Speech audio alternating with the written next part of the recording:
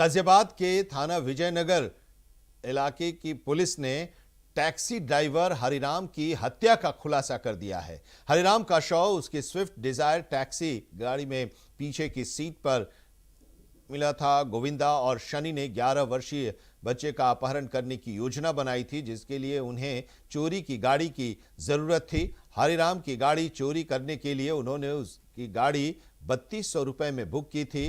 जब हरिराम गाड़ी से लेकर उन्हें चला तो उन्होंने उसकी हत्या कर दी और शव को गाड़ी में ही रखकर बच्चों के अपहरण के लिए वो पहुंच गए। जब बच्चा स्कूल नहीं पहुंचा तो थाना विजयनगर क्षेत्र में अंतरिक्ष बिल्डिंग के सामने गाड़ी और शव को छोड़कर मौके से फरार हो गए।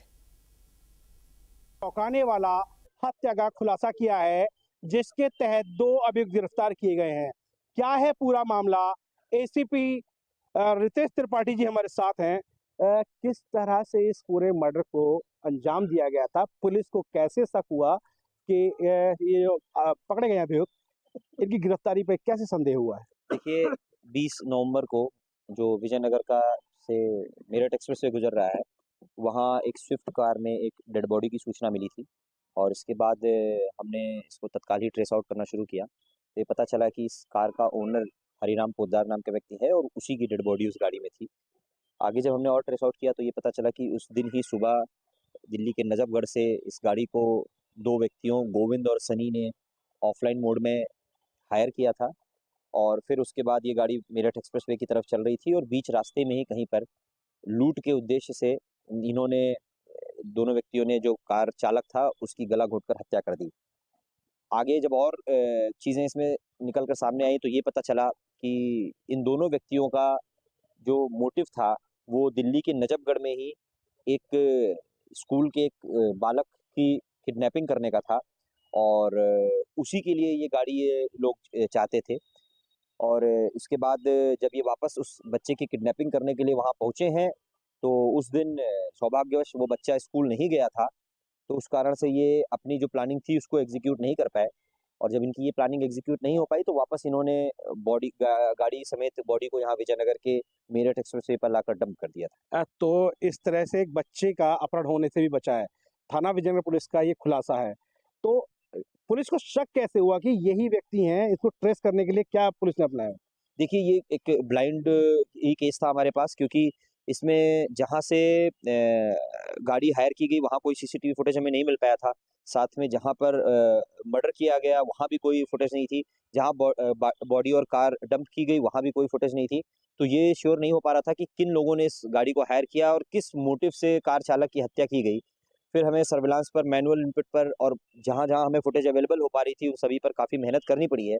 और उसके बाद ये निकल कर आया कि इसमें ये गोविंद और सनी नाम के व्यक्ति थे जिन्होंने कार को हायर किया था और बाद में उनका जब आगे उन्हें पूछताछ की तो उन्होंने कबूला कि हाँ, उनका मोटिव क्या था और किस पर्पज़ से उन्होंने उस व्यक्ति की हत्या की।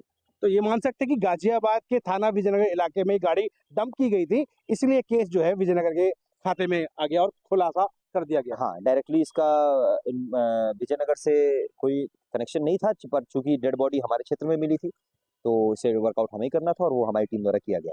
क्या पुलिस को लगता है कि और भी कोई शामिल हो सकता है? नहीं, इसमें जो अब अपराधी हैं उनके द्वारा ये बताया गया है कि उन्हीं दोनों की प्लानिंग थी और वो जो इसमें गोविंद है जो जिसने इसमें जो मेन इसमें अभियुक्त है, उसने बताया कि वो पहले से उस क्षेत्र में रहा था वहाँ पर पिछले इसी साल के फरवरी माह में। तो उसको ये जानकारी थी कि ये बच्चा है और ये इस समय पर स्कूल से निकलता है, इस समय पर वापस आता है।